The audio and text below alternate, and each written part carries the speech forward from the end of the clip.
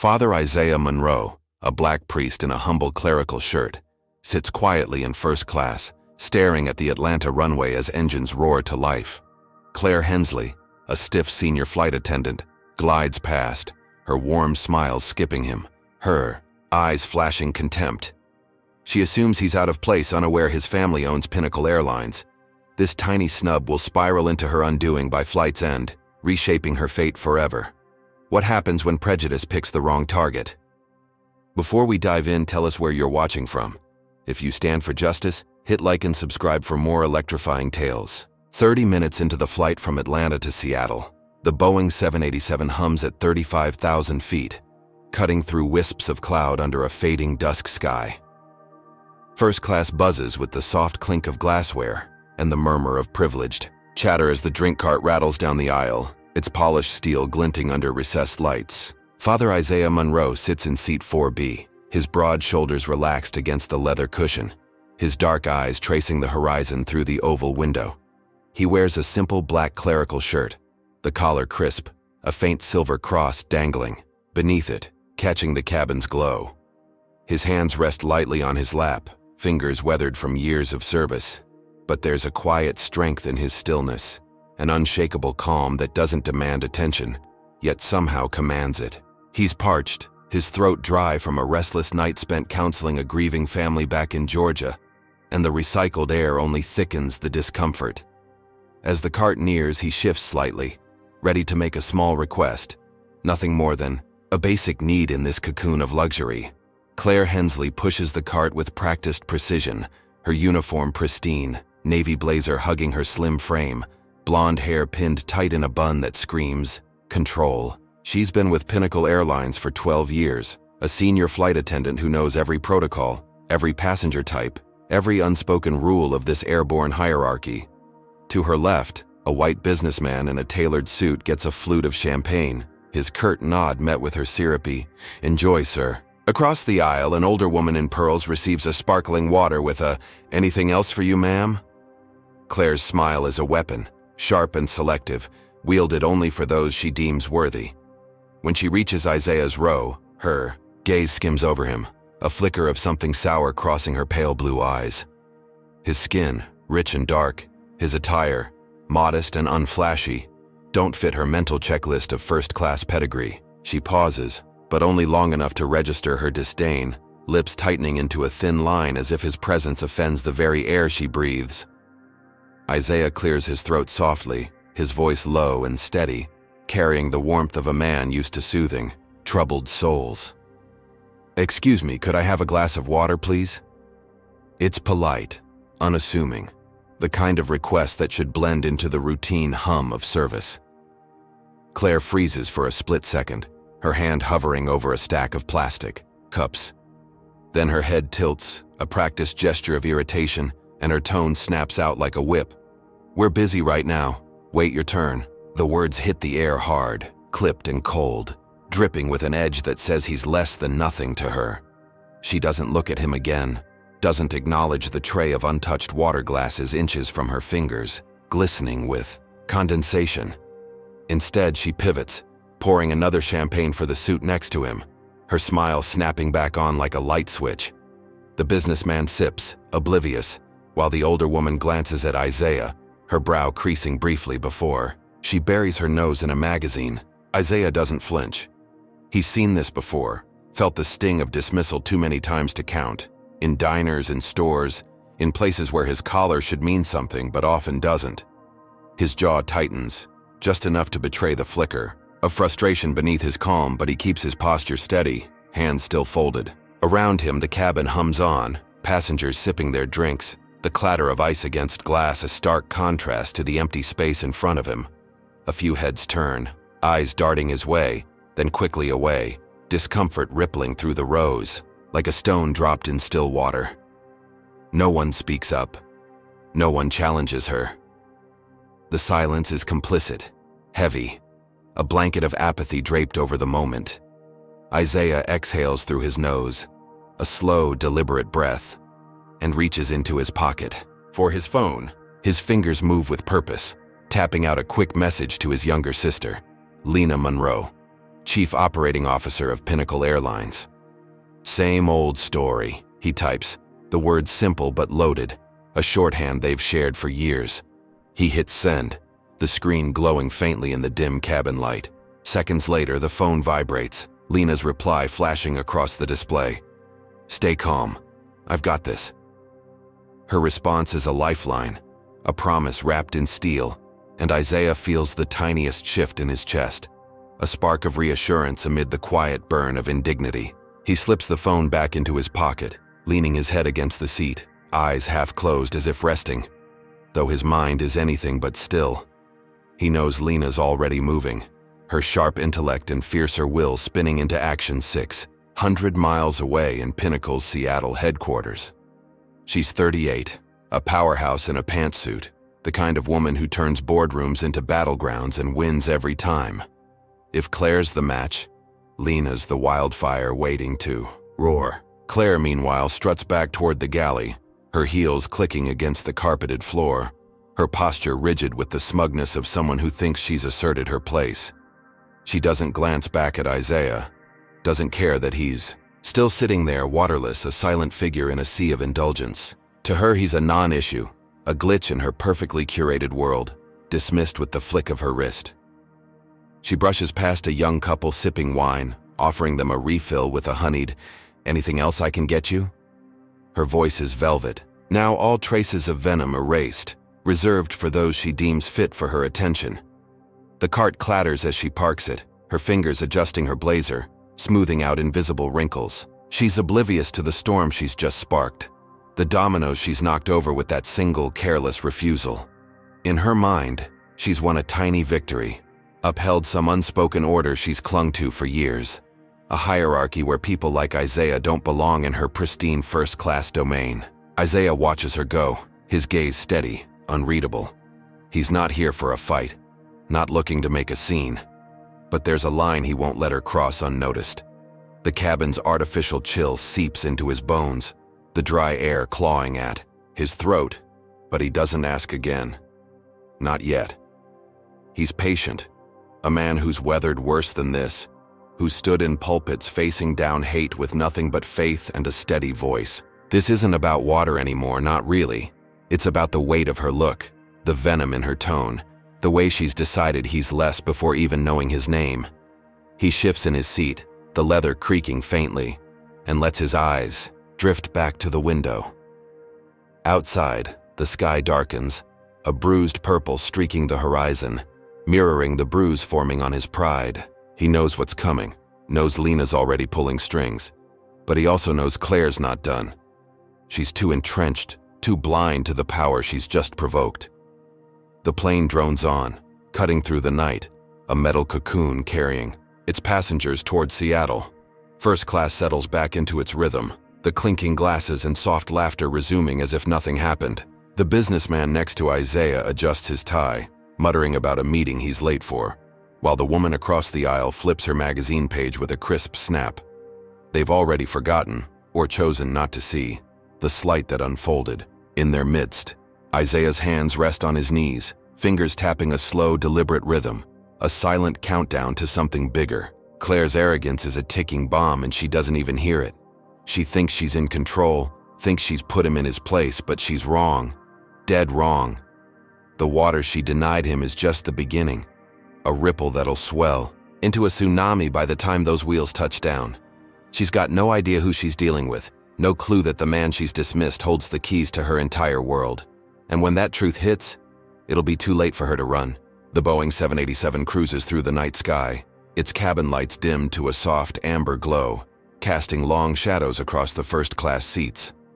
Father Isaiah Monroe sits in 4B, his damp shirt clinging to his chest where orange juice had spilled earlier, a sticky reminder of the indignity he'd brushed off. The air hums with the low drone of engines and the occasional rustle of passengers shifting in their plush seats. But there's a new edge to the atmosphere, a prickling unease that's settled in since Claire Hensley's sharp refusal 30 minutes ago. Isaiah's fingers rest on his phone, the screen dark for now, his mind churning with the familiar ache of being unseen, dismissed yet again. He's not rattled, not yet. But the weight of her scorn lingers. a splinter under his skin he can't quite ignore. Down the aisle, Claire slips into the galley, her movements quick and clipped, like a predator retreating to regroup. The narrow space smells of brewed coffee and sanitizing wipes, a sterile contrast to the luxury beyond the curtain. She leans against the counter, her navy blazer creasing slightly, and locks eyes with Tom Baxter, a burly flight attendant with a buzz cut and a smirk that curls like smoke. Tom's been her shadow for years, a loyal echo to her every gripe, and tonight's no different. Claire's voice drops to a harsh whisper, barely audible over the hum of the plane's systems. "He doesn't belong up here," she hisses, her pale fingers gripping the edge of the counter, knuckles whitening. Some charity case sneaking into first class, probably used stolen miles. Her words drip with venom, painting Isaiah as an intruder in her pristine domain, a blemish on the order she's sworn to uphold. Tom's eyes glint with mischief, his thick neck tilting as he leans closer, voice a low growl. "Guy like that needs a lesson, huh? Show him where he really stands." His grin widens, teeth flashing in the galley's harsh light, and Claire nods, a spark of cruel satisfaction igniting between them. They're a unit now, bound by a shared disdain, their whispers weaving a plot as the plane slices through the clouds. Tom rummages through a drawer, pulling out a small bottle of juice, its cap already loose. "Accidents happen," he mutters, handing it to Claire. She takes it, her lips twitching upward, and they move with silent purpose, a pair of vipers, coiled to strike. Back in first class, Isaiah adjusts his posture, the damp fabric of his shirt chafing against his skin. He's about to reach for his phone again when Claire reappears, her cart rattling softly as she pushes it toward his row. She's all business now, her face a mask of professionalism, but there's a gleam in her eye that betrays her intent. Tom trails behind, casual but watchful, his bulk filling the aisle like a wall. Claire stops beside Isaiah, her hands moving with exaggerated care as she sets a tray on his table. The juice bottle wobbles, then tips, its contents splashing across, his chest in a cold, sticky wave.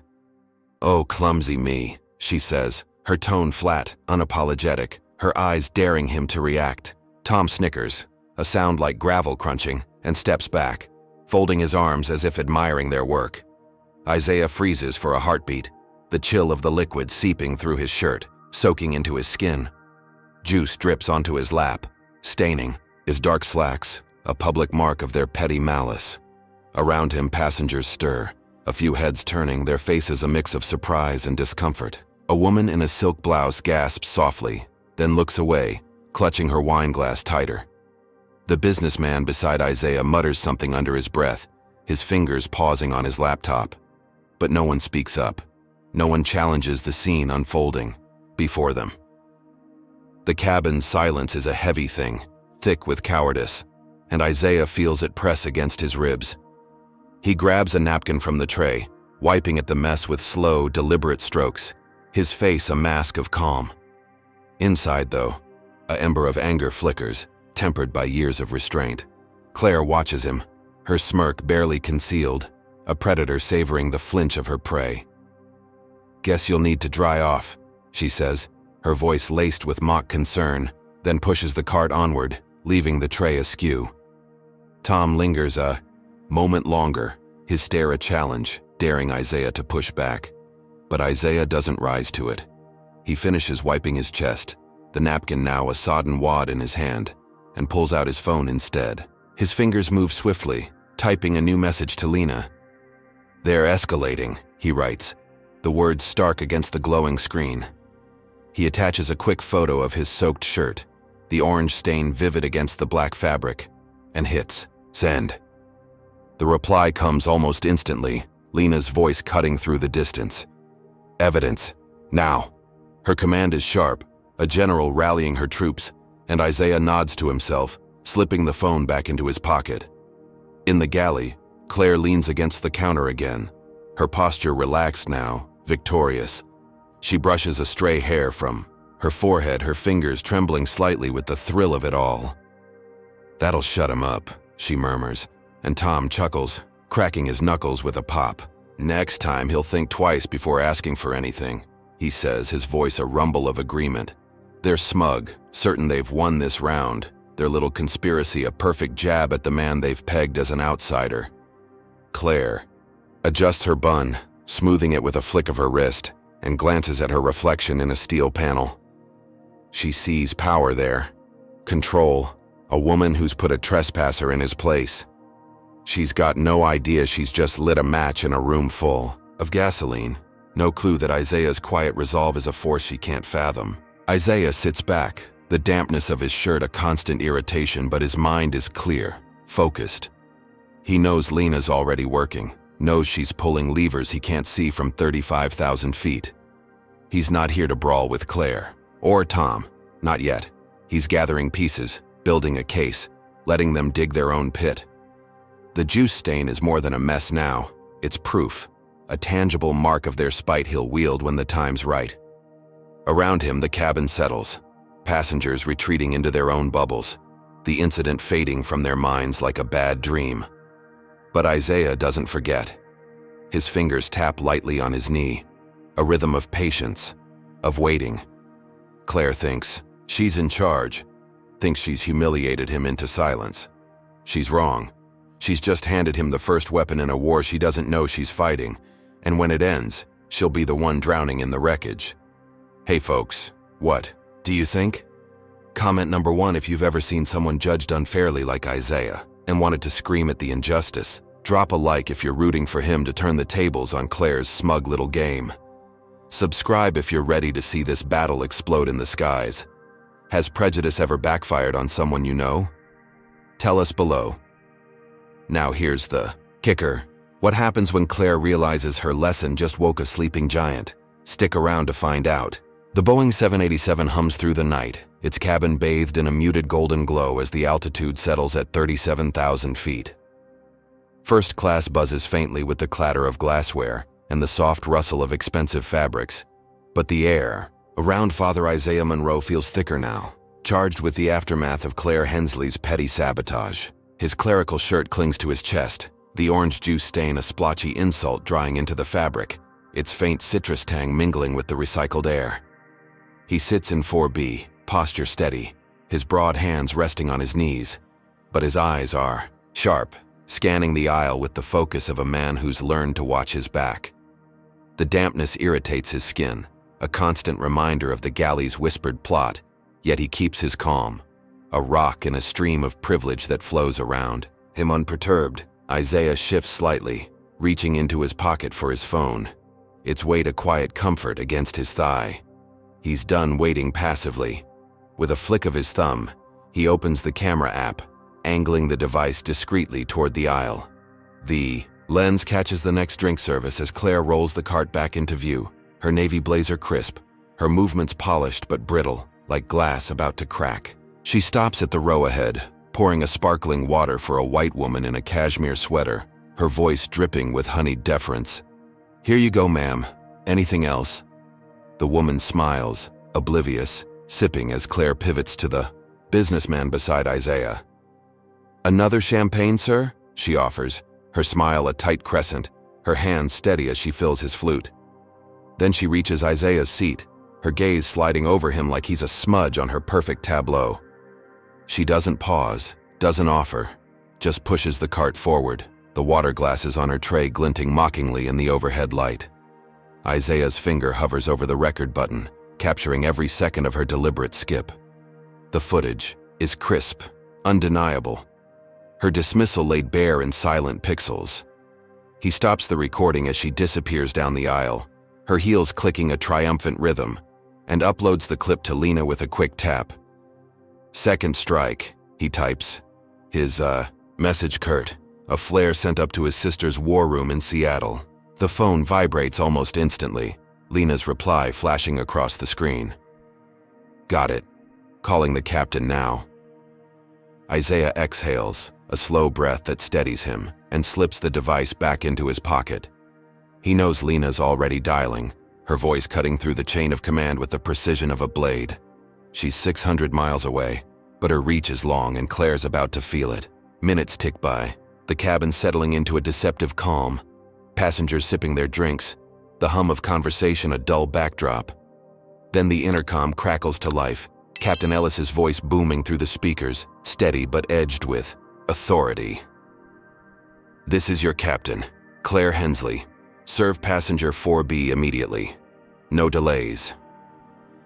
The words hit the air like a gavel, sharp and final, slicing through the first-class bubble. Heads turn, eyes darting toward Isaiah, then to the galley where Claire's silhouette stiffens behind the curtain. A murmur ripples through the rows, a mix of curiosity and unease, as the businessman beside Isaiah shifts awkwardly, his champagne flute clinking against his tray. The woman in cashmere glances over, her lips parting slightly, but she says nothing, her silence a familiar retreat. Claire emerges from the galley, her face a mask of barely contained fury, her bun taut against her scalp, as if holding her together. Her heels strike the carpet with force, each step a small explosion, and she stops beside Isaiah's seat, her cart rattling faintly from the jolt. She grabs a water glass from the tray, her fingers trembling with suppressed rage, and slams it onto his tray table with a thud that echoes in the quiet cabin. The water sloshes, a few drops splashing onto the stained shirt she'd already marked, but she doesn't care.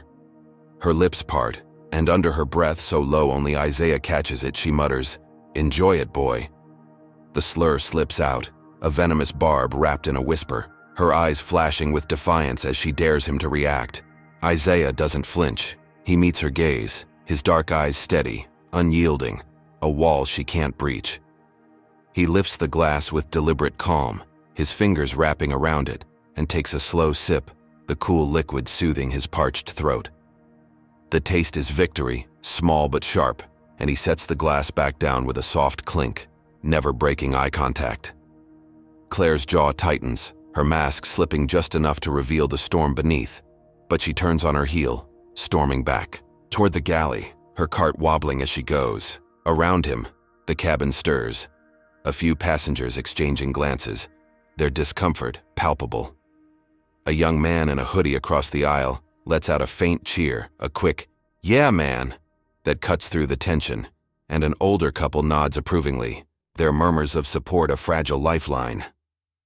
Isaiah feels a flicker of triumph, a sense that he's turned the tide, that justice has peeked through the cracks of this airborne hierarchy. The businessman beside him clears his throat, shifting in his seat, his laptop snapping shut with a click. "About time," he mutters, sipping his champagne, a grudging nod to the moment. The woman in cashmere adjusts her sweater, her eyes flicking to Isaiah with something like respect before darting away. The cabin settles again, the intercom silent, the hum of the engines reclaiming the space. Isaiah leans back, the damp shirt still clinging to his chest, but the water glass sits full and proud on his tray, a tiny trophy in a war he's only begun to fight. He thinks it's over, thinks he's won this round, that Claire's been put in her place. The cheers, the nods, the captain's command, they all feel like a victory, a crack in her armor he's pried open with patience and proof. His shoulders relax, just a fraction, the tension easing as he lets himself believe the worst is behind him. But Claire doesn't see it that way. In the galley, she stands rigid, her hands gripping the counter so hard her knuckles bleach white, her breath coming in short, furious bursts. Tom Baxter lounges nearby, picking at a thumbnail, his smirk gone, replaced by a scowl. "Captain's gone soft," he grumbles, cracking his neck with a pop. Claire doesn't respond at first, her mind racing, replaying the intercom's sting, the humiliation of being called out in front of everyone. She'd followed orders, sure, but that slur, that whispered jab was her defiance, her way of clawing back control. She'd seen Isaiah's calm, seen him sip that water like he'd won, and it burns her, a fire she can't douse. He thinks he's smart, she mutters, her voice a low hiss, her eyes narrowing to slits. Thinks he can play me. Tom straightens, his bulk filling the galley's tight space, his voice dropping to a conspiratorial rumble. "We're not done yet. Claire, he's not getting off that easy." She nods, slow and deliberate, her mind already spinning a new plan, something darker, sharper than a spilled drink or a skipped service. The captain's order was a setback, not a defeat, and she's not the type to slink away. She adjusts her blazer, smoothing it with a flick of her wrist, her composure snapping back like a shield. Isaiah might think he's won, might think the cabin's whispers mean he's safe, but he's wrong. Claire's resentment festers, a coiled snake ready to strike, and she's already plotting her next move, one that'll make a glass of water feel like a mercy he'll beg for. Isaiah sits back, oblivious to the storm brewing behind the curtain, the water glass a small victory he clings to. The plane drones on, cutting through the night, and he lets himself breathe, lets himself hope. But hope's a fragile thing at 37,000 feet, and Claire's not finished. Not by a long shot. The Boeing 787 slices through the night sky, its cabin lights casting a faint amber sheen over the first-class seats, now hushed under the weight of the earlier showdown. Father Isaiah Monroe sits in 4B, his clerical shirt still damp with juice stains and water splashes, a patchwork of indignities he's endured in the last hour. The glass of water Claire Hensley slammed onto his tray sits half empty, a hard-won prize that feels like a fragile shield against the storm he senses brewing. His broad shoulders rest against the leather seat, his hands folded in his lap, but his dark eyes flicker with quiet vigilance, tracing the aisle where Claire vanished minutes ago. The captain's command echoes in his mind, a brief flare of justice that settled the cabin into an uneasy calm, but Isaiah knows better than to trust it. He's faced too many battles to believe a single victory ends the war. In the galley, Claire stands rigid, her navy blazer creased from gripping the counter, her blonde bun taut against her scalp like a crown of control she's desperate to reclaim. Her pale blue eyes burn with a fury she can barely contain, her breath sharp and shallow as she replays the intercom's sting, the captain's voice stripping her authority bare in front of everyone. That forced water delivery, that muttered slur, it wasn't enough to soothe the wound Isaiah's calm defiance carved into her pride. Tom Baxter slouches nearby, his burly frame dwarfing the tight space, his buzz cut catching the galley's harsh light. He cracks his knuckles, a slow, deliberate pop, and mutters, "We can't let him walk away grinning like that." Claire's lips twitch, a ghost of a smirk, and she nods, her mind already spinning a darker web, one that'll bury Isaiah deeper than a spilled drink ever could. She straightens, smoothing her blazer with a flick of her wrist, and leans closer, to Tom, her voice a low hiss that cuts through the hum of the plane's systems. "He's a problem. We need something big, something that sticks." Tom's eyes glint, his smirk returning, wider now, a predator scenting blood. "Security, concern," he says, his tone casual but loaded, like he's tossing a grenade into the mix. "Say he threatened you. Guy like that, who's gonna argue?" Claire pauses, then nods, slow and deliberate, her mind latching onto the idea like a lifeline. It's perfect, a lie with teeth, one that'll shift the game from petty jabs to a full-on assault. She glances at the galley phone, then at Tom, her decision hardening. "Do it," she whispers, and he moves with purpose, slipping out to whisper to Vince, the co-pilot, a lean man with a shaved head and a history of turning, a blind eye to their games. Minutes later, Vince strides into the galley, his flight jacket rustling, his jaw set in a grim line. He's one of them, a cog in their quiet machine of bias, and he doesn't hesitate. "I'll lock down the forward bathroom," he says, his voice a low rumble. "Make him squirm." Claire's eyes flash with approval and Tom chuckles, a sound like gravel grinding. They've got a plan now, a three-pronged strike to tighten the noose around Isaiah, and they're savoring every second of it. Vince heads back to the cockpit, his fingers tapping a quick code into the panel, sealing the first-class bathroom with a soft click that reverberates through the cabin.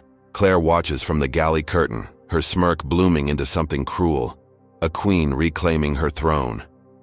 Isaiah shifts in his seat, the water he'd sipped settling uneasily in his stomach, the pressure building after hours in the air. He glances toward the bathroom, its occupied sign glowing red despite no one inside, a silent taunt he doesn't yet understand.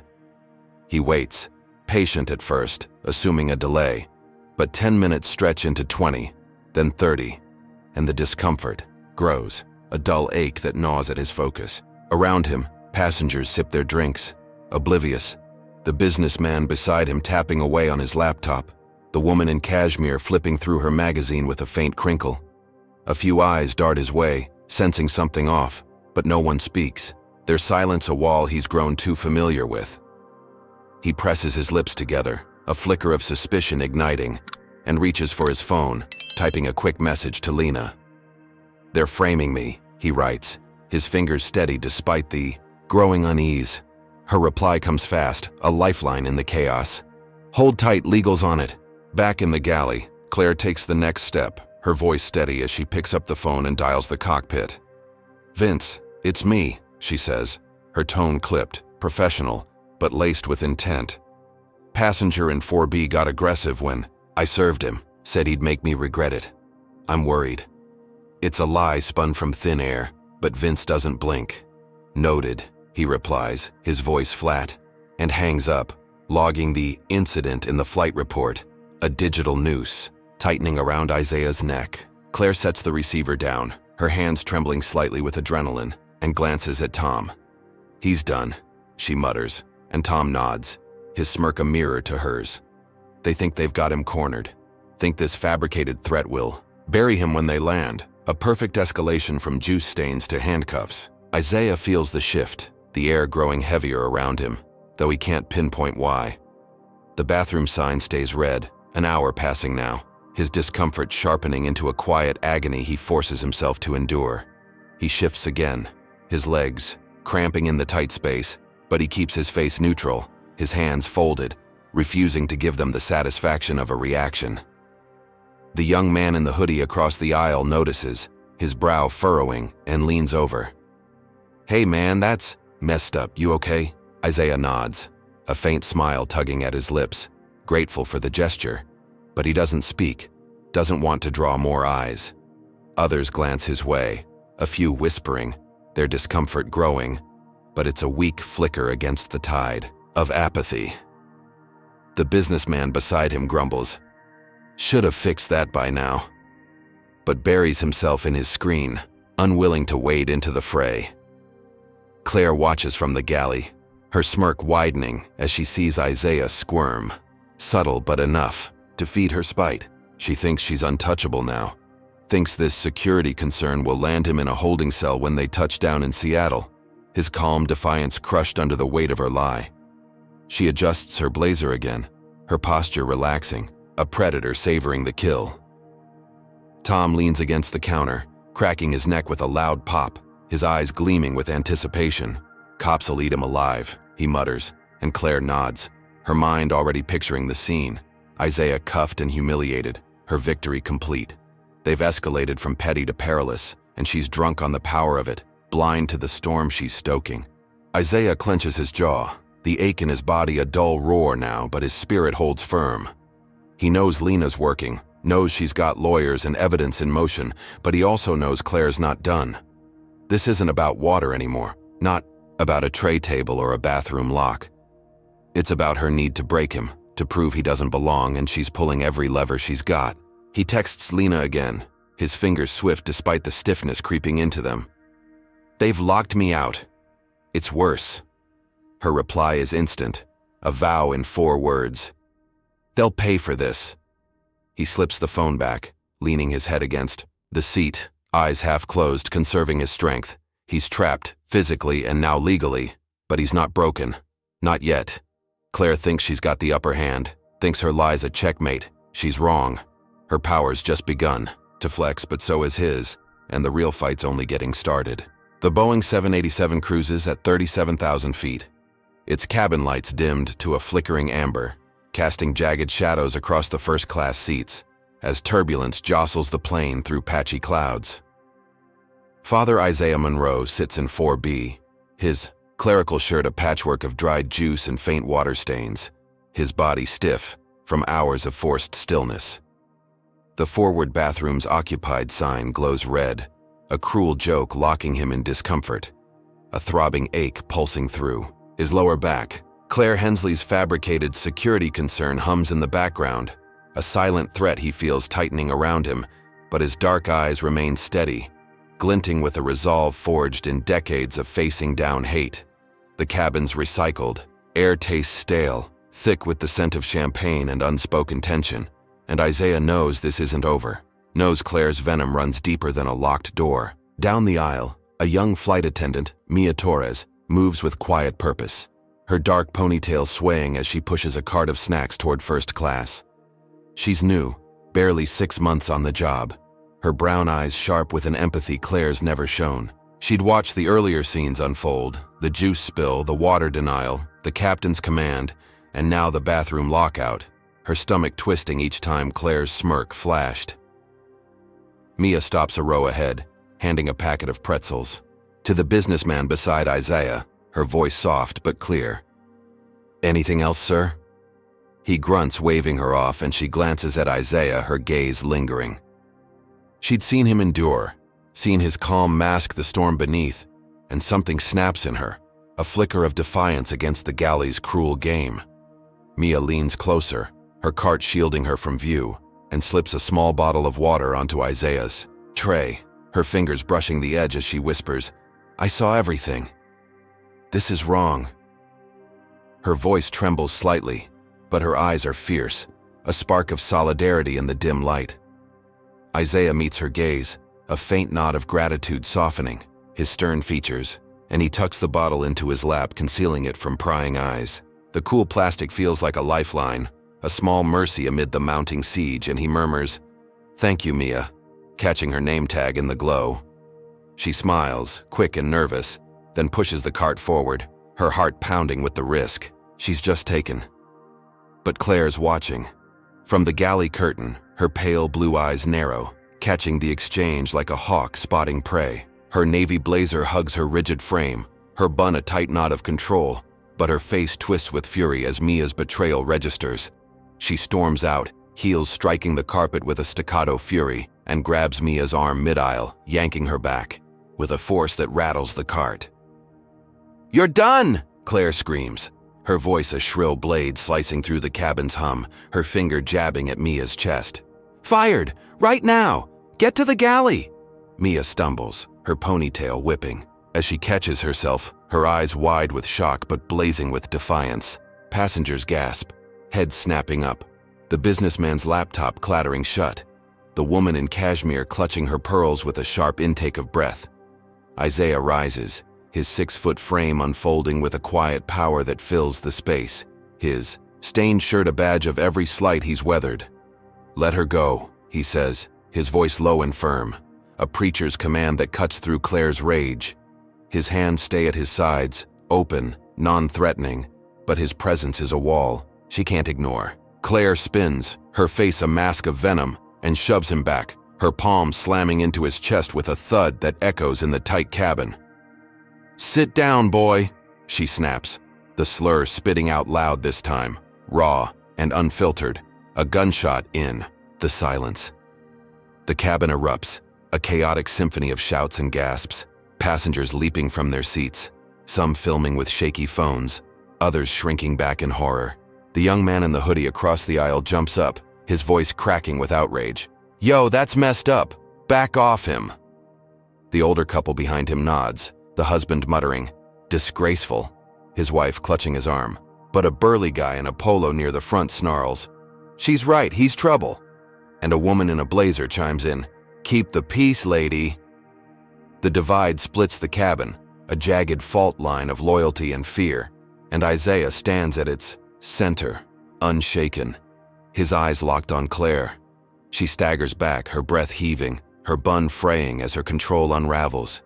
Mia twists free, rubbing her arm, her glare fixed on Claire, a silent vow of resistance. Isaiah steps forward, his voice rising now, steady but thunderous. "You don't get to touch her. Or me. This ends now." Claire flinches, her hands balling into fists, but she's cornered, the cabin's eyes pinning her like a spotlight. Tom Baxter lumbers out from the galley, his bulk a menacing shadow, but he freezes as passengers boo, their phones flashing, capturing every second. Isaiah pulls out his own phone, texting Lena with swift, precise taps. "It's chaos," he writes, his fingers steady despite the adrenaline surging through him. Her reply hits like lightning. "Feds are waiting at Seattle." He pockets the device, his jaw tightening, a soldier braced for the next blow. Claire's rage blinds her, her face flushed red, her voice a shriek as she jabs a finger at Isaiah. "You're finished. You hear me? Finished." She's unhinged now, her mask shattered, every slur and shove a shovel digging her deeper. Tom grabs her arm, his growl low. Ease up, Claire, they're recording.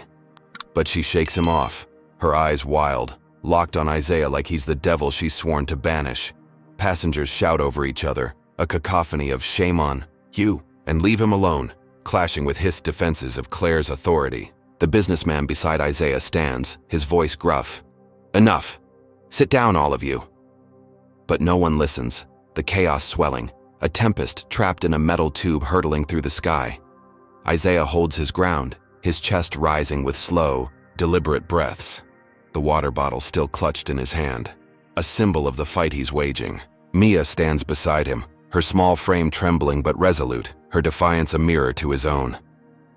Claire's screams fade into a ragged pant, her energy spent, but her glare promises more, a venom that won't rest. The cabin's a battlefield, now loyalties split, phones rolling, and Isaiah knows this clash is just the spark. He's pushed back, stood tall, but Claire's not done, not by a long shot. Her rage is a wildfire, and she's ready to burn everything down to bury him. All right, folks, what's your take? Comment number 1 if you think Claire's crossed a line she can't uncross with that shove and slur. Hit like if you're cheering for Isaiah and Mia to take her down. Subscribe if you're hooked on this sky-high showdown and want to see justice soar. Ever had someone's true colors explode like Claire's did here? Spill it below. Now buckle up. Will Claire's next strike ground Isaiah for good? Or is the storm just getting started? Find out soon. The Boeing 787 trembles through turbulent skies, its cabin lights flickering as the aftermath of the mid-flight clash lingers like smoke after a fire. Father Isaiah Monroe stands in 4B, his stained clerical shirt stretched taut across his broad chest, his dark eyes burning with a quiet fury that steadies him amid the chaos. The air buzzes with passenger murmurs, a jagged mix of outrage and unease, phones still glowing from recordings of Claire Hensley's shove and slur. Mia Torres stands nearby, her small frame rigid, her arm bruised where Claire's grip had bitten into her skin, her brown eyes fierce despite the tremor in her hands. Claire herself retreats to the galley, her navy blazer rumpled, her bun unraveling, her face a mask of rage barely held together. The cabin's a powder keg, and Isaiah knows the fuse is still lit. Captain Ellis's voice crackles over the intercom, cutting through the din with a calm that feels forced. This is your captain. Due to an onboard disturbance, we're diverting to Denver for an unscheduled landing. Remain seated. The announcement lands like a stone, silencing the shouts, though whispers ripple through the rows. Isaiah exhales, slow and deliberate, his hands unclenching as he lowers himself back into his seat, the leather creaking under his weight. The young man in the hoodie across the aisle mutters, "They're pinning this on you, man." His voice, thick with frustration, and Isaiah nods, a faint acknowledgement of the truth he feels tightening around him. Claire's security concern looms, a fabricated noose he can't yet see, but he senses its pull. The plane banks sharply, descending, through thick clouds, the Denver skyline emerging as a hazy glow against the night. Passengers shift, adjusting belts, the businessman beside Isaiah snapping his laptop shut with a grunt, the woman in cashmere clutching her purse like a shield. Claire emerges from the galley, her posture stiff, her smirk gone but her eyes glinting, with a cold certainty. Tom Baxter trails her, his burly frame a silent threat, his buzz cut catching the light as he scans the cabin. They don't look at Isaiah, not yet, but he knows they're plotting, knows the diversion's no coincidence.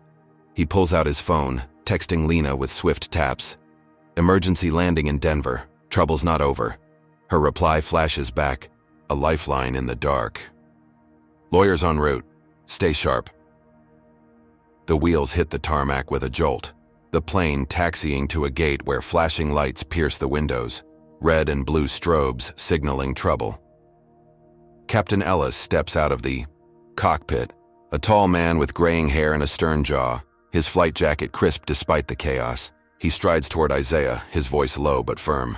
"Sir, we need to investigate Ms. Hensley's report. Please come with me."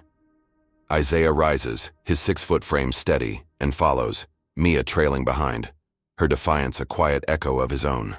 Passengers watch, some filming, others whispering. The young man in the hoodie shouting, "This is bull." As security floods the cabin, 2 officers in dark uniforms with faces set like stone. At the gate, Denver Airport security takes over, their badges glinting under harsh fluorescent lights. The lead officer, a wiry man with a buzz cut and a sneer, cuffs Isaiah's wrists, the metal biting into his skin as he snaps, "You're detained pending review, threatening crews a federal offense." Isaiah doesn't resist, his voice calm but edged. "It's a lie. Check the footage." The officer snorts, shoving him toward a holding room, a cramped space with gray walls, and a single chair. Mia's pulled aside, her protest sharp but ignored, her ponytail whipping as she's escorted away. Claire watches from the jet bridge, her arms crossed, her smirk creeping back, a predator savoring the trap she's sprung. Hours crawl by in the holding room, the cuffs chafing Isaiah's wrists, the ache in his back flaring from the flight's ordeal. He sits, head bowed, lips moving in silent prayer, his faith a tether against the storm. Then the door swings open, and a woman strides in, her heels clicking with authority. She's Lena's lawyer, Tara Reed, a 40-something powerhouse. In a charcoal suit, her auburn hair pulled back, her green eyes blazing. "They've got nothing," she says, tossing a tablet onto the table, Mia's signed affidavit glowing on the screen. "Witness statement says Claire attacked you, not the other way around." The officer grumbles, but Tara's glare silences him, and minutes later the cuffs click off Isaiah's wrists, red but free. Back at the gate, Tara confronts security, her voice slicing through their excuses. "You detained an innocent man on a baseless claim. Release him now, or I'll have the FAA crawling over this airport by morning." The wiry officer scowls, but his partner, a stocky man with a bald head, nods reluctantly, waving Isaiah through. Mia's released too, her bruise a stark purple against her skin, her eyes meeting Isaiah's with a shared resolve. Claire stands nearby, her smirk faltering as Tara hands her a notice from Pinnacle's legal team, a warning shot across her bow. Isaiah boards a new flight to Seattle, a smaller 737, its cabin half empty, the air fresher, but the tension lingering. He sinks into a window seat, texting Lena. "I'm clear." Her reply is swift, a warning wrapped in steel. They're not done. Isaiah leans back, the new plane climbing into the night, Denver's lights fading below. The seats softer, the crew friendlier, a young attendant offering him water with a genuine smile he accepts with a nod. He sips, the coolness soothing his throat, and lets himself believe the worst is over. The cuffs, the holding room, Claire's lie exposed. It feels like a win. A crack in her armor he's widened with Mia's help and Tara's firepower. His shoulders ease, the ache in his back dulling, and he closes his eyes. The hum of the engine's a lullaby he hasn't heard in hours. He's free, heading to Seattle, the feds waiting to clean up Claire's mess. Victory tastes close, tangible, a balm against the bruises on his spirit. But Claire doesn't see defeat. Back in Denver, she paces the jet bridge, her navy blazer slung over her arm, her bun a frayed mess as she dials Vince, her voice a low hiss. "He's out, but we're not finished," she snaps, her fingers trembling with rage. Vince, still in the cockpit of the grounded 787, grunts, his shaved head gleaming under the panel lights. "What's the play?" he asks, his tone flat but eager. Claire pauses, her mind racing, then smirks, a cruel twist of her lips. "Sabotage, the next leg. Make it stick this time." She hangs up, her breath steadying, her eyes glinting with a vengeance that's only grown sharper. Isaiah's release stings, a slap she won't forgive, and she's already plotting, reaching out to contacts, weaving a net he won't slip through again. On the new flight, Isaiah rests, oblivious to the storm regrouping below. The attendant refills his water, her kindness a stark contrast to Claire's venom, and he nods grateful, thinking he's dodged the bullet. The plane levels off, cruising toward Seattle, the night sky a blanket of stars outside his window. He texts Lena again, fingers slow now, exhaustion creeping in. "New flight, all good." Her reply is curt, a caution he brushes off. "Watch, you're back." He pockets the phone, leaning his head against the cool glass, the hum of the engines lulling him into a fragile peace. He's escaped, he thinks, outsmarted them with evidence and grit. But freedom's a trap, a fleeting mirage, and Claire's revenge is doubling down, a shadow he can't see stretching toward him, ready to strike harder than ever. The Boeing 737 hums through the night, its cabin lights dim to a soft glow as it cruises at 35,000 feet, slicing through wisps of cloud on its way from Denver to Seattle. Father Isaiah Monroe sits in a window seat near the front, his stained clerical shirt a crumpled testament to the battles he's fought, his broad frame sinking into the cushion with a weariness he can't shake. The new flight feels like a reprieve, its half-empty rows a stark contrast to the chaos of the 787, the air fresher, the crew kinder. His wrists still ache from the cuffs in Denver, red marks fading under his dark skin, but the water bottle in, his hand offered by a smiling attendant, soothes his parched throat. He leans his head against the cool glass, eyes half closed. The drone of the engines a steady pulse that lulls him into a shallow nap, exhaustion pulling him under after hours of unrelenting strain. In the galley, Claire Hensley's shadow looms, though she's not aboard this flight. Her venom has stretched beyond Denver, her voice a hiss over the phone as she'd briefed Vince, the co-pilot from the first plane, now a passenger on this one, seated in the back row. Vince, lean and wiry with a shaved head, slouches in his civilian jacket, his eyes glinting with a quiet menace as he scrolls through texts from Claire.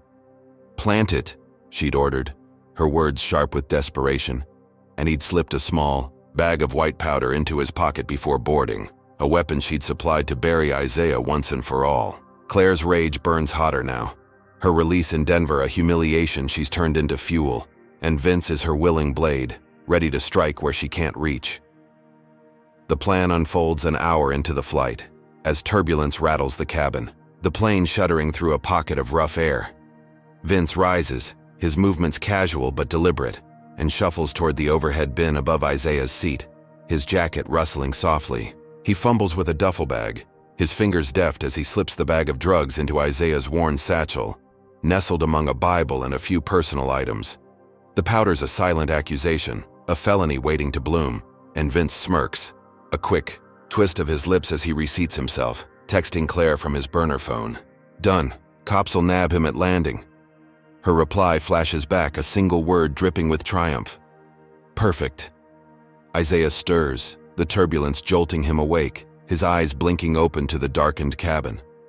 The water bottle slips from his hand, rolling under the seat, and he bends to retrieve it, oblivious to the poison now tucked above him.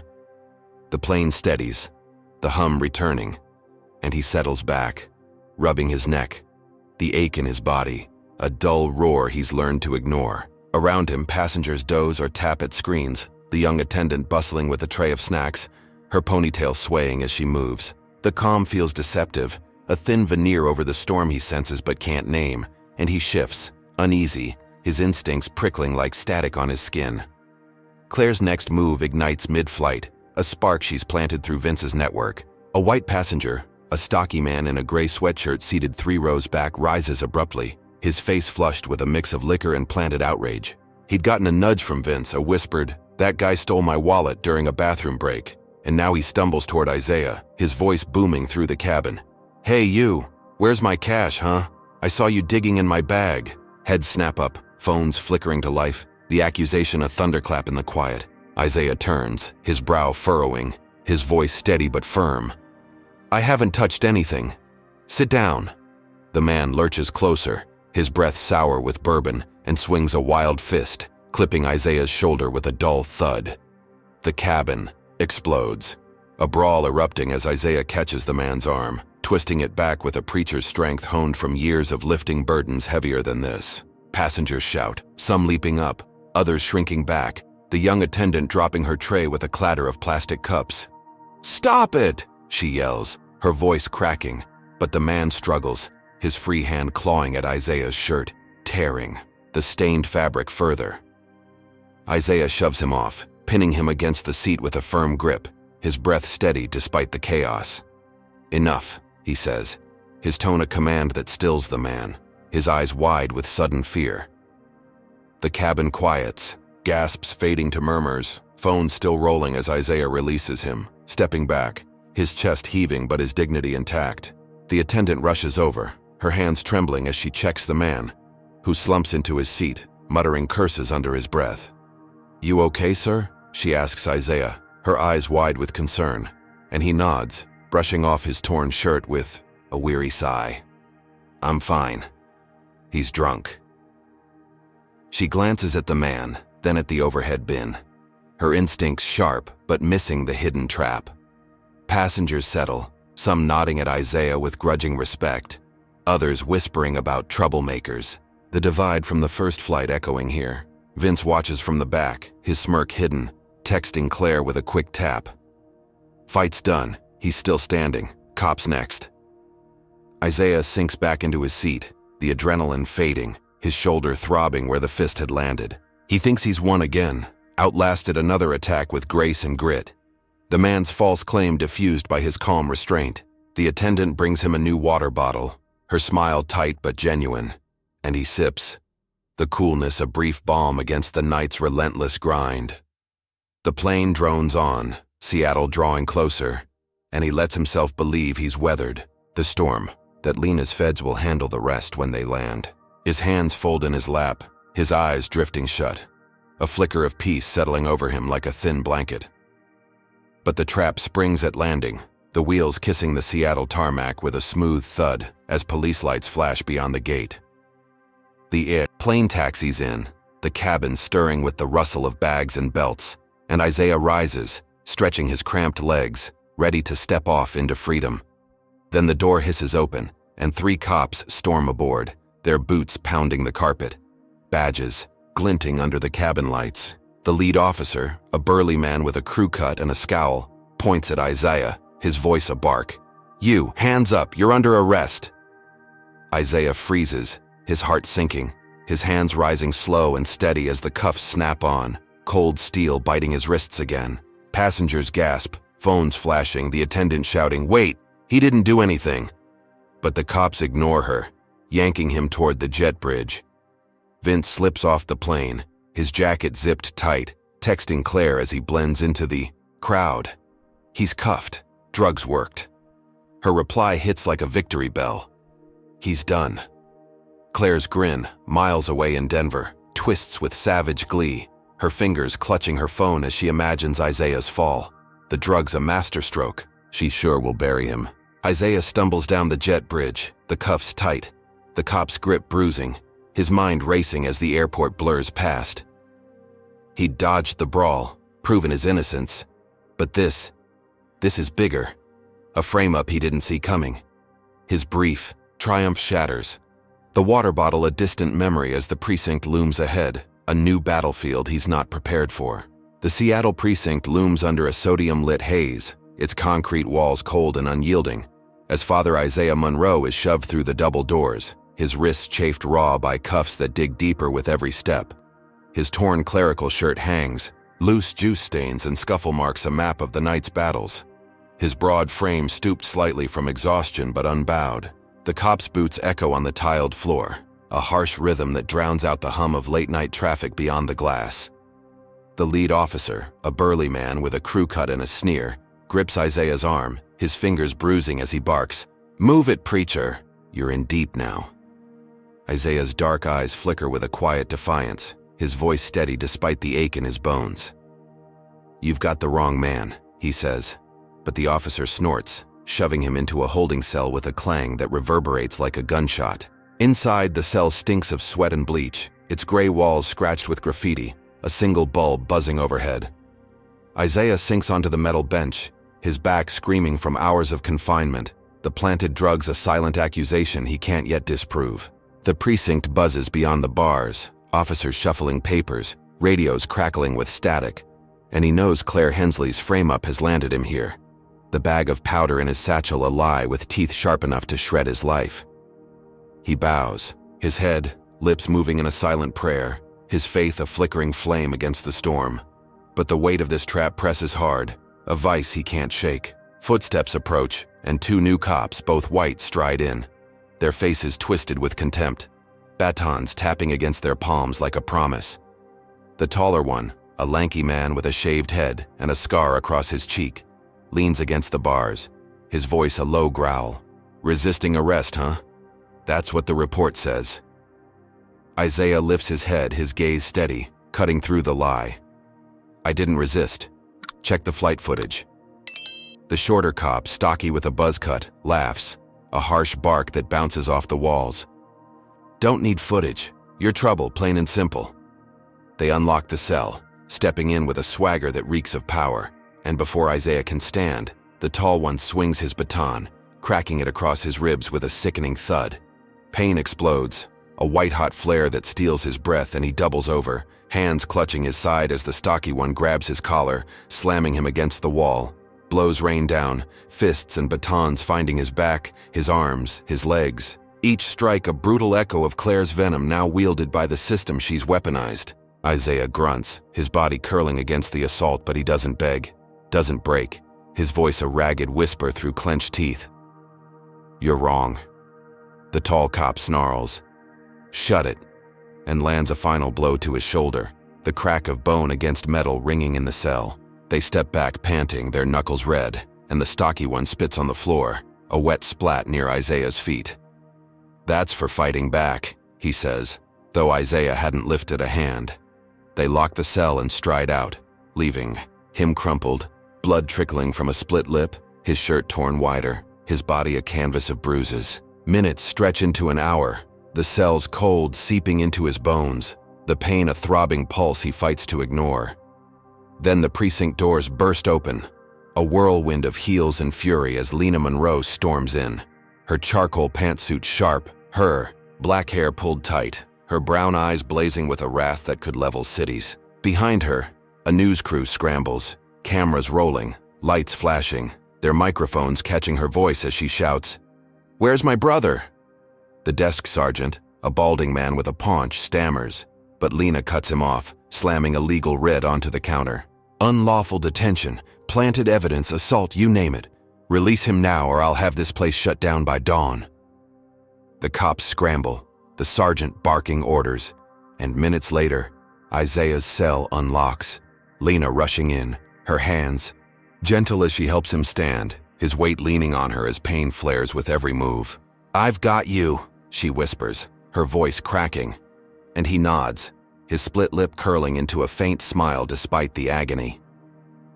The news crew films, their lenses capturing his bruises, his torn shirt, the cuffs dangling loose as an officer uncuffs him with a scowl. Lena's lawyer, Tara Reed, strides in, tablet in hand, barking at the precinct chief. "You've got 10 minutes to explain this or the feds take over." The chief, a gray-haired man with a pinched face, blanches, waving his men back, but the damage is done. Isaiah staggers out, Lena's arm around him, the cameras flashing as reporters shout questions. "Father Monroe, what happened? Who's behind this?" He doesn't answer, his breath shallow, his focus on staying upright. Lena glares at the lens, her voice steel. "You'll see soon enough." They reach her SUV, a black beast parked curbside, and she eases him in, the door slamming shut as the news crew swarms, their lights a harsh glare against the night. Inside, Isaiah slumps, texting Lena from his cracked phone, his fingers trembling. "They're burying me." Her reply is fierce, typed one-handed as she starts the engine. "We bury them." But Claire's not finished. In Denver, she huddles in a dim hotel room, her navy blazer discarded, her bun a frayed mess as she watches the news on a muted TV, Isaiah's battered face splashed across the screen. Her smirk fades, replaced by a snarl, and she grabs her laptop, uploading a doctored video from the flight, the brawl twisted to show Isaiah as the aggressor, his restraint edited into rage. She posts it to X, her fingers flying, captions screaming, "Violent thug attacks passenger." Within minutes it spreads, hashtags igniting, social media erupting with venom branding him a criminal, a fraud, a danger. Claire leans back, her breath steadying, her smirk returning, a predator tasting blood. She thinks this seals it, thinks the public hate will crush him where the cuffs couldn't. Isaiah sees it too, Lena showing him the screen as they drive. The video's lies a gut punch worse than the batons. His bruises throb, his lip stings, but this cuts deeper. A smear on his name, his faith, his life. "They won't stop," he mutters, his voice hoarse, and Lena grips the wheel, her knuckles whitening. "They don't know who they're fighting. she says, her tone a vow, a blade ready to carve through the chaos. He nods, leaning back, the city lights blurring past, his spirit battered but unbroken. Claire's strike has landed, a brutal blow amplified by the system's weight, and he feels the edge of despair creeping in, a shadow he fights with every breath. But Lena's beside him, a storm of her own, and he clings to that. A lifeline, in the dark. Hey folks, what's your verdict? Comment number 1 if you think the cops crossed a line beating Isaiah over a lie. Drop a like if you're raging at Claire's twisted video tearing his name apart. Subscribe if you're locked in to see this preacher rise from the ashes. Ever seen someone framed and still stand tall like Isaiah? Share it below. Now brace yourself. Can Lena's fury turn this tide, or will Claire's hate sink them both? Stay tuned to find out. The Seattle night presses against the tinted windows of Lena Monroe's black SUV, its engine a low growl as she weaves through downtown streets, her knuckles white on the steering wheel. Father Isaiah Monroe slumps in the passenger seat, his torn clerical shirt clinging to his bruised body, blood crusting on his split lip. His dark eyes hollow with exhaustion but glinting with a fire that refuses to die. The precinct's brutality throbs in his ribs, each breath a sharp stab. But Claire Hensley's doctored video cuts deeper, its lies branding him a thug across social media, a wound no bandage can heal. Lena's phone buzzes on the dash, a stream of alerts as the hashtag Tanner violent priest trends, venomous comments piling up like ash. She glances at Isaiah, her voice a razor. They've gone too far. We hit back now.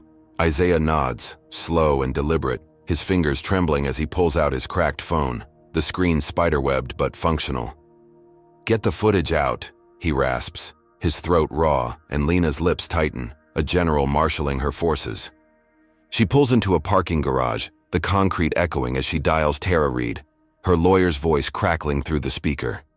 National TV tonight, Lena snaps, her tone brooking no argument. Isaiah's clips, Mia's affidavit, all of it, flood the airwaves. Tara's reply is swift, a soldier falling in line. On it. Give me 2 hours. Lena hangs up, her brown eyes blazing as she turns to Isaiah. Rest here, I'll handle the rest. 2 hours later, the city hums with late-night energy as Lena storms Pinnacle Airline's headquarters, a sleek tower of glass and steel, its lobby deserted save for a security guard who nods her through. She strides to the media room, Tara waiting. With a laptop and a USB drive, the news crew from the precinct already set up, their lights harsh against the polished walls.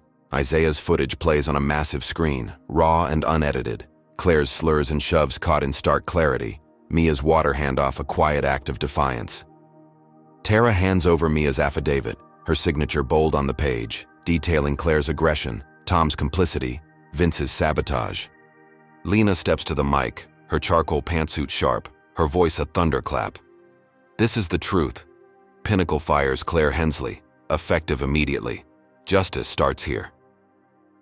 The broadcast airs live on every major network, cutting through the night like a blade. Isaiah's bruised face a silent testament beside Lena's fierce resolve. Social media shifts, the tide turning as viewers flood X with the maverick justice for Isaiah. The doctored video's lies unraveling under the weight of evidence. Pinnacle's HR department scrambles. A press release confirming Claire's termination hitting the wires, her 12-year career torched in a single stroke. Isaiah watches from the SUV, parked outside a diner, the TV inside flickering with Lena's voice, a faint smile tugging at his bloodied lip. He thinks it's a win, thinks the truth has clawed its way free, a crack of light in the dark. But Claire's not out. In Denver, she sits in her hotel room, the TV muted as Lena's broadcast plays, her navy blazer crumpled on the bed, her blonde hair a tangled mess spilling over her shoulders. Her laptop glows, the firing notice a slap she refuses to take lying down. Her phone buzzes, a text from a burner number, a contact from a hate group she'd tapped months ago for emergencies. We're in, it reads, and her smirk returns, a cruel twist as she dials, her voice a hiss. Torch his church. Make it loud. She hangs up, her fingers drumming the table, her mind a furnace of vengeance. Isaiah's counterattack stings, but she's ready to burn his world to ash, a strike he won't see coming. Miles away, in a quiet Seattle suburb, Isaiah's church stands under a moonlit sky, its white steeple a beacon against the night, its wooden steps creaking faintly in the breeze. A van rolls up, its headlights off, disgorging 5 figures in hoods, their hands clutching gas cans and lighters, their boots silent on the grass. They move fast, splashing fuel across the steps, the walls, the stained glass windows glinting, with saints and sinners. A match flares, then another, and flames leap up, a roaring orange beast devouring the wood, smoke billowing into the sky. Sirens wail in the distance. Too late, as the group scatters, their laughter a jagged echo swallowed by the crackle of fire. Isaiah's phone buzzes, jerking him awake in the SUV, his bruised ribs screaming as he shifts. It's a local news alert. Live footage of his church ablaze, the steeple collapsing in a shower of sparks, the windows shattering into a rainbow of glass. His breath catches, a guttural sound tearing from his throat, and he stumbles out, the diner's neon sign casting a sickly glow on his face. Lena screeches up in the SUV, her eyes wide as she leaps out, grabbing his arm. "Isaiah, no!" But he's already moving, hailing a cab, his voice hoarse. "Take me there." The driver nods, peeling out, the city blurring past as Isaiah's heart hammers, the flames a personal wound he can't fathom. He arrives as firefighters battle the blaze, water arcing through the night, steam hissing where it meets fire. A crowd gathers, parishioners weeping, their faces lit by the inferno, and Isaiah pushes through, his torn shirt catching on a splintered fence. A child's cry pierces the chaos, a 6-year-old girl trapped in the basement, her voice faint beneath the roar. Isaiah doesn't hesitate, ducking under a beam, the heat searing his skin as he plunges into the smoke. He finds her coughing, her small frame curled in a corner, and scoops her up, his bruises screaming as he staggers back out, collapsing on the grass as medics rush in. The crowd cheers, phones flashing. "Hero priest saves girl." Trending, instantly, a fleeting halo amid the ash. But Claire's not done. As Isaiah kneels, the child safe in paramedics' arms, a cop approaches, his face grim, holding a gas can with Isaiah's fingerprints planted by her group in the chaos. "You're under arrest," he says, cuffs snapping on again, the metal cold against his scorched wrists. The crowd gasps, murmurs turning to shouts, but the cop yanks him up, the hero's glow snuffed out by a frame-up so swift it steals his breath. Lena arrives, her SUV skidding to a halt, her voice a roar. "This is insanity!" But the cop shoves Isaiah into a cruiser, the door slamming shut, the church's embers glowing behind him like a funeral pyre. Claire watches from Denver, the news flipping to Isaiah's arrest, her smirk widening, a predator's grin. She texts Vince, her fingers steady. "Church burned. He's pinned. We've got him." His reply is quick, a smug nod. "Beautiful." She leans back, the TV flickering, thinking she's won, thinking the fire and the frame have broken him at last. Isaiah sits in the cruiser, his head bowed, the cuffs tight, the child's cries echoing in his ears, despair clawing at his edges. But his eyes lift, meeting Lena's through the glass, her fury a lifeline he clings to, a vow they'll fight on, even as the flames of Claire's hate consume everything he's built. The Seattle jail cell is a frigid box, its concrete walls slick with damp, the air thick with the tang of rust and despair. Father Isaiah Monroe sits on a thin cot, his torn clerical shirt a ragged shroud over his bruised body, his wrists raw, from cuffs that have become a second skin. The church fire still burns in his mind, its flames licking at his memory. The child's rescue a fleeting light snuffed out by the gas can planted with his fingerprints. His ribs ache with every breath, the precincts beating a dull throb beneath the fresher sting of betrayal. Claire Hensley's frame up, a noose tightening around his neck. He bows his head, hands clasped, lips moving in a whispered prayer, his faith a fraying thread against the weight of this latest blow. Outside, the city hums with morning gray, rain streaking the precinct windows as Lena Monroe storms through the halls, her charcoal pantsuit soaked, her black hair plastered too, her scalp, her brown eyes blazing with a fury that could melt steel. She's flanked by Tara Reid, her lawyer, whose auburn hair is pulled tight, her green eyes sharp as she clutches a briefcase stuffed with evidence.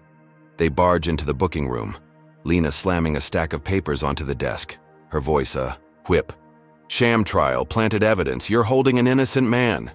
The desk sergeant, a weary man with a gray mustache, flinches, but the precinct chief, a pinched-faced man with slicked-back hair, steps forward, his tone oily. He's got a hearing today. Let the judge sort it. The courtroom is a cramped chamber, its wooden benches packed with reporters and parishioners, their murmurs a low buzz under fluorescent lights. Isaiah stands in the dock, his cuffs glinting, his torn shirt a stark contrast to the judge's black robe, a grizzled man with a hawkish nose and a scowl.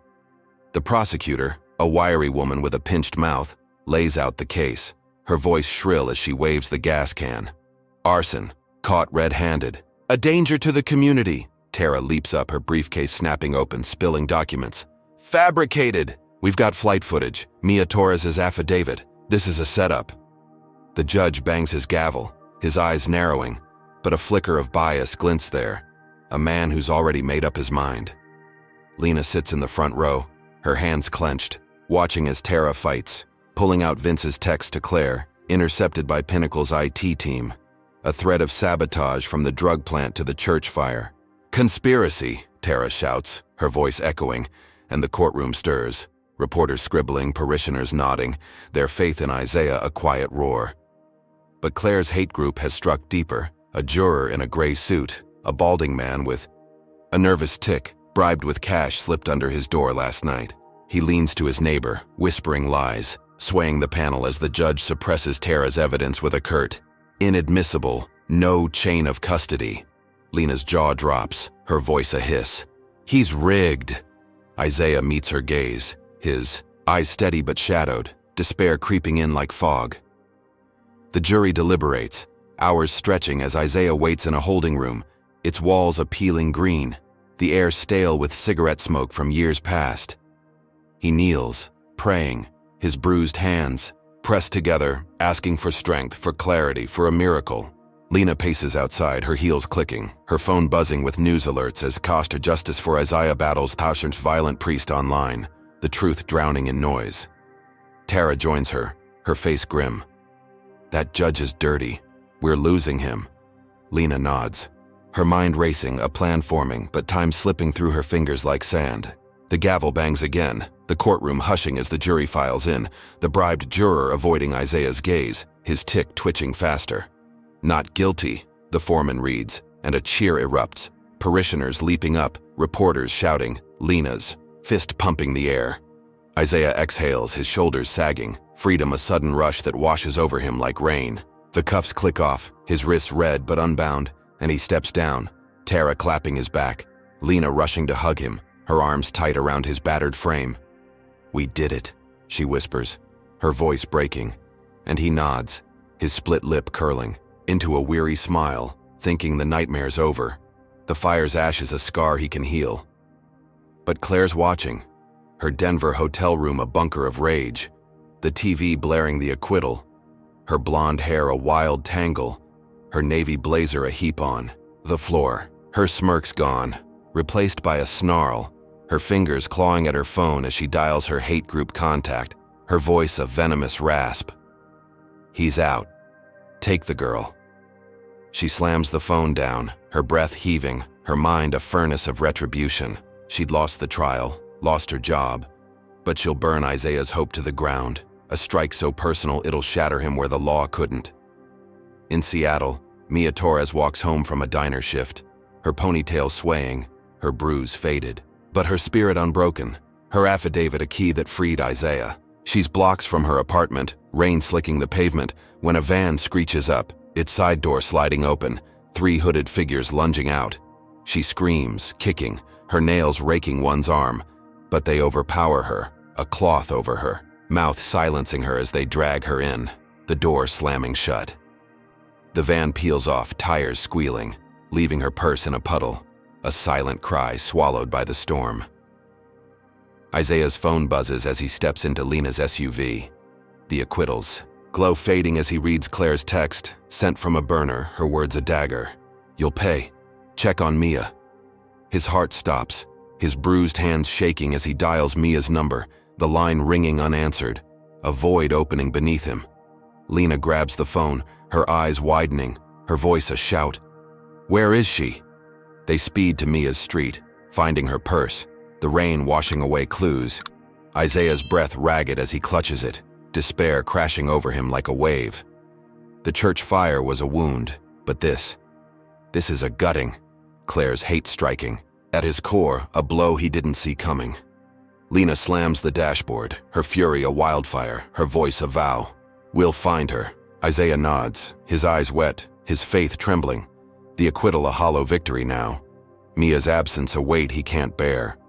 Claire's group has her, a pawn in their vendetta, and he knows this isn't the end, knows the breaking points, here, teetering on the edge of collapse. He grips the purse, his bruised fingers whitening, a silent prayer rising as the rain pounds the windshield, a storm he'll face with everything he's got left. The Seattle rain hammers down, a relentless curtain blurring the city lights as Father Isaiah Monroe sits in Lena's black SUV, his torn clerical shirt soaked through, his bruised hands clutching Mia Torres's abandoned purse, its leather slick with water. His ribs scream with every breath, the precincts beating and the church fire's scars a throbbing undercurrent. But Mia's abduction cuts deepest, Claire Hensley's text a jagged wound in his chest. "You'll pay," she'd written, and now Mia's gone, a pawn in Claire's unhinged vendetta, her hate group a shadow stretching from Denver to strike at his heart. Lena grips the wheel, her brown eyes blazing, her voice a low growl. "We're finding her, Isaiah. Tonight." He nods, his split lip trembling, his faith a flickering ember he clings to as they peel out, tires squealing on wet pavement. Lena's phone buzzes, Tara Reid's voice crackling through, sharp and urgent. "Track the van's plates. Warehouse East Side, abandoned shipping district." Isaiah's head snaps up, his dark eyes narrowing, a preacher's resolve hardening into a soldier's focus. "Go," he says, and Lena floors it, the SUV roaring through slick streets, wipers slashing at the downpour. The city blurs past, neon signs bleeding into the night, and Isaiah's mind races, piecing together Claire's moves, her hate a wildfire he's determined to extinguish. The warehouse looms ahead, a hulking shell of rusted steel and shattered windows, its loading bay gaping like a maw.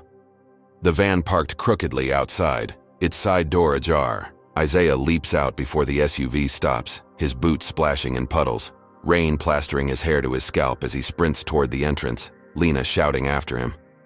"Wait!"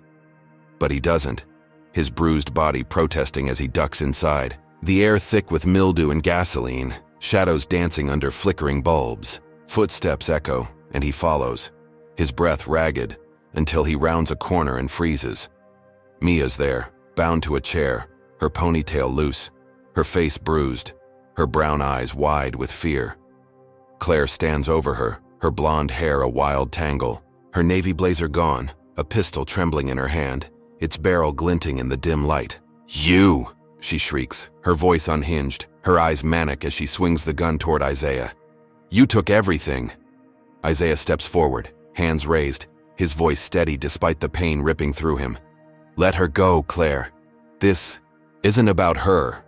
Mia whimpers, her wrists raw from ropes, and Claire laughs, a jagged sound that bounces off the walls. "It's about you. You don't belong, never did, and now you'll lose it all."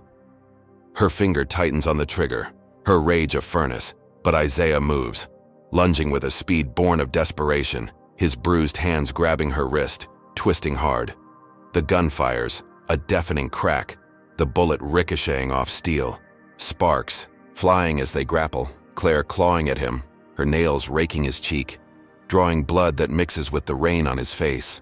They stumble, crashing into crates, wood splintering under their weight, and Isaiah slams her arm against a beam, the pistol clattering to the floor. Claire screams, kicking at his shins, her fury wild but unfocused, and he shoves her back, pinning her against the wall, his breath heaving, his strength waning but unyielding. "It's over," he gasps, his ribs a firestorm, and she spits in his face, her eyes blazing. "Never!"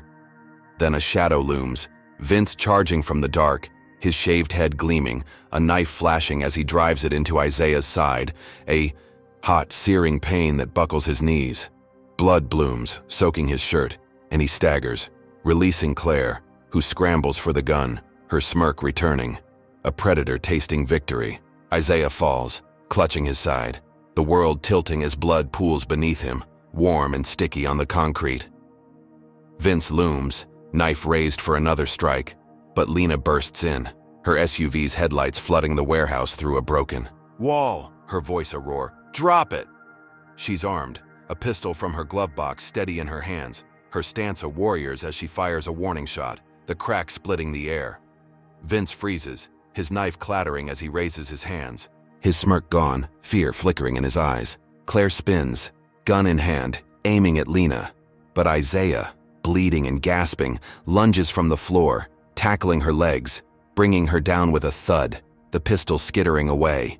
Lena rushes to Mia, cutting her ropes with a pocket knife, her hands.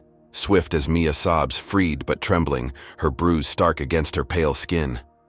Isaiah crawls, blood trailing, and grabs the gun, his fingers slick as he points it at Claire, his voice a ragged whisper. "Stay down." She writhes, cursing. Her hate a live wire, but he holds firm, his vision blurring. The pain a tidal wave he fights to outlast. Sirens wail, growing louder, red and blue lights piercing the rain, and cops flood in, their boots pounding, shouting orders as they cuff Vince, his protests swallowed by the chaos. Claire twists, her eyes wild, and screams at the cops, her voice a desperate plea. "He attacked us. He's the criminal." She points at Isaiah, sprawled and bleeding, Mia clinging to Lena. The scene a tableau of violence she spins into a lie. The lead cop, a wiry man with a buzz cut, hesitates, his hand on his holster. But Lena steps forward, her pistol lowered, her voice steel. "Check the footage, her texts, everything. She's done." The cop nods, uncertain, as paramedics rush in, their kits clanking, kneeling beside Isaiah, staunching his wound with gauze that soaks red instantly, his breath shallow but steady. Then the FBI arrives, suits cutting through the rain, badges flashing as an agent. A tall woman with cropped hair strides in, her voice clipped. "Claire Hensley, Vince Carter, you're under arrest. Hate crimes, conspiracy, kidnapping." She holds up a tablet, Claire's burner texts glowing, her ties to the hate group exposed, a Web Pinnacle's IT team unraveled hours ago. Claire's face crumples, her smirk vanishing, her screams rising as they cuff her, dragging her out, her heels scraping the concrete, her threats a fading echo. "I'll get you. You're nothing." Vince stumbles behind, silent now, his knife a damning witness on the floor. Isaiah lies back, medics working, oxygen flooding his lungs as they lift him onto a stretcher, his blood-streaked face calm despite the pain. Lena kneels beside him, her hand gripping his, her eyes wet but fierce. "You're safe," she whispers, and he nods, his split lip curling faintly, Mia safe beside her, a victory carved from chaos. The warehouse empties, cops securing the scene, FBI agents barking orders, Claire's last lie dissolving under the weight of truth. Isaiah's carried out, rain washing his blood away, the night swallowing Claire's screams as the stretcher rolls, a warrior felled but unbroken. The Seattle hospital room glows with a sterile white light, its walls a stark contrast to the chaos of the warehouse, the rain now a faint patter against the window. Father Isaiah Monroe lies in a bed, his torn clerical shirt replaced by a thin gown, tubes snaking from his arm to a beeping monitor, his side bandaged where Vince's knife had plunged. Bruises bloom across his chest, his split lip scabbed over, but his dark eyes flicker with a quiet strength, his breath steady as painkillers, dull the ache. Lena Monroe sits beside him, her charcoal pantsuit wrinkled, her black hair loose, her brown eyes softened with relief as she grips his hand, her thumb tracing his knuckles. Mia Torres stands near the door, her bruise fading, her ponytail neat again, her small frame steady after the nightmare's end. The TV hums on a wall mount, a news anchor's voice crisp as she details Claire Hensley's arrest, her hate group ties exposed, Vince cuffed beside her, their mugshots a grim victory lap. Pinnacle Airlines reinstates Mia Torres with back pay, the anchor adds, and Mia smiles faintly, a nod to Lena, who'd pushed the board hard. And a donation to rebuild Father Monroe's church, the report continues. Images flashing of the charred steeple, now a symbol of resilience. Isaiah exhales, his shoulders easing, the weight of the fight lifting as justice settles like a bomb. Lena squeezes his hand, her voice low. "We won, Isaiah. They're gone." He nods, his split lip twitching, a preacher's peace returning after a war he hadn't chosen. Days pass, the hospital a cocoon of recovery, nurses bustling with trays and charts, the city beyond healing with him. On the third morning, Isaiah's strong enough to sit up, his gown crinkling as he swings his legs over the bed's edge. Lena, helping him stand, her arm a steady anchor. "Time to get you home," she says, and he smiles. Faint but real, the first in weeks. They plan his release, a quiet return to a parish eager to rebuild, but he pauses, a thought nagging. "I need to see her," he says, and Lena frowns, her brow creasing. "Claire?" He nods, firm. "To forgive her." The jail visit is stark, a gray room with a glass partition, Claire slumped on the other side, her blonde hair lank, her eyes hollow, her orange jumpsuit a far cry from her navy blazer. Isaiah sits, his bandaged side aching, his voice soft but clear through the phone. "I forgive you, Claire. Hate won't win." She stares, her smirk gone, her lips parting, but no sound coming, a stunned silence that stretches long. He stands, leaning on a cane, and nods, a preacher's grace offered where none was earned, then turns, Lena guiding him out, her eyes wet with pride. Claire's gaze follows, blank, a crack in her armor he's left behind. They reach the parking lot, rain gone, the sky a bruised purple as dusk falls, the air crisp with renewal. Isaiah breathes deep, freedom a tangible thing, but a guard jogs up, his face tense, slipping him a folded note. "Found this in her cell," he mutters, and Isaiah unfolds it, his fingers stiffening. "Vince escaped. Watch your back," it reads, scrawled in jagged ink, a chill slicing through his relief. Lena grabs it, her jaw tightening, her voice a hiss. "He's out?" Isaiah nods, slow, the peace shattering, a new shadow creeping in where victory had stood. The TV in the hospital lobby flickers as they pass, a breaking news banner cutting through the calm. "Pinnacle Airline CEO under investigation," the anchor says, and a photo flashes their estranged uncle, Marcus Monroe, his silver hair slicked back, his suit pristine, a man who'd cut ties decades ago. Alleged ties to Hensley's actions. "Uncovered," the report adds, emails surfacing. Marcus's orders to handle dissent a thread to Claire's hate. Isaiah stops, his cane tapping the floor, his eyes narrowing, a betrayal deeper than the knife. Lena's breath catches, her fury reigniting, her voice steel. He knew. Isaiah turns, rain streaking the glass behind him, his bruised hands clenching, his vow a whisper. "This isn't over." The camera pans to the news, Marcus's face a ghost from their past, Claire's pawn a piece in a bigger game, and Vince's escape a dagger still loose. The fight's not done, the reversal a gut punch, evil lingering where grace had tried to root. Flight attendant denies a black priest a glass of water, not knowing his family owns the airline, is a gripping tale of resilience against systemic racism and personal vendettas. Father Isaiah Monroe's journey reveals the brutal reality of prejudice, where a simple request for water spirals into a cascade of injustice. Denial, sabotage, violence, and false accusations. The first lesson is the power of perseverance. Isaiah's unwavering faith and calm defiance turn every attack into a step toward truth, proving that strength lies in enduring the storm.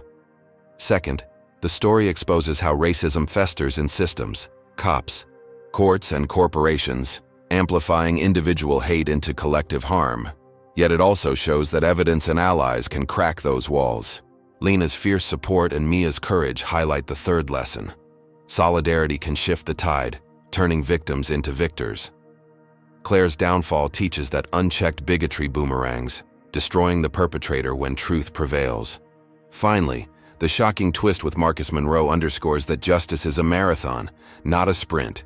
Evil adapts, and the fight persists beyond one victory. This story isn't just drama, it's a mirror to our world, urging us to confront bias head on. Isaiah's forgiveness of Claire offers a radical choice. Break the cycle of hate with grace, even when it's undeserved. So, what's your takeaway?